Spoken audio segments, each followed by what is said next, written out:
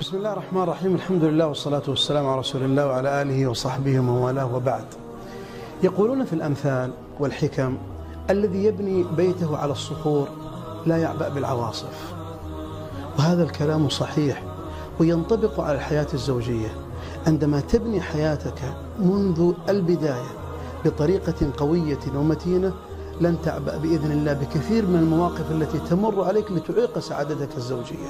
إذا أردت سعادة حقيقية وأن يكون بينكم توافق زواجي، ابدأ بداية صحيحة، وهذه ستمنع عنك مشاكل كثيرة، بل وستمنع حادثة دائما نسمعها وهي قضية الطلاق وانفصال الزوجين. ولذا البداية الحقيقية أن تكون لك معايير صحيحة لاختيار الطرف الآخر. ما هي معاييرك؟ الشريعة ذكرت 4 معايير، وثمة معايير مجتمعية ينبغي الإنسان أيضا أن يعتني بها حتى يكون هناك نوع من التوافق.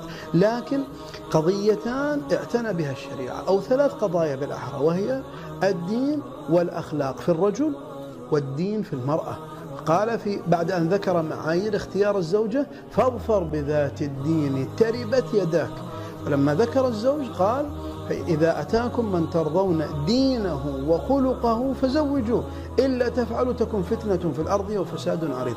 إذا لدينا هاتين القضيتين إذا جمعت، وهي قضية الدين والأخلاق، معياران مهمان وخطان أحمران ينبغي الإنسان ألا يتجاوزها. ودعك من قول بعض الناس أنه سيتحسن بعد ذلك. لا، الشجرة التي تكون من أولها معوجة يصعب تغييرها، وخاصة في الجانب الأخلاقي. قد يتحسن الإنسان في الجانب الديني، لكن في الجانب الأخلاقي يحتاج إلى معاناة كبيرة حتى يتحسن. لهذا ابدأ منذ البداية في قضية الاختيار الموفق، بأن يكون الشخص الذي أمامك متدينا، أي حريصا على الفرائض مبتعدا عن المحرمات، وأن يكون لديه جانب خلقي في حسن التعامل والتواصل مع الطرف الآخر والكلمة الطيبة وغيرها من الأشياء التي لا تخفى عليك. أحسن البداية تكن النهاية مشرقة، ومن كانت بدايته مشرقة أو محرقة كانت نهايته مشرقة. وفقني الله وإياكم لكل خير، وصلى الله وسلم على نبينا محمد.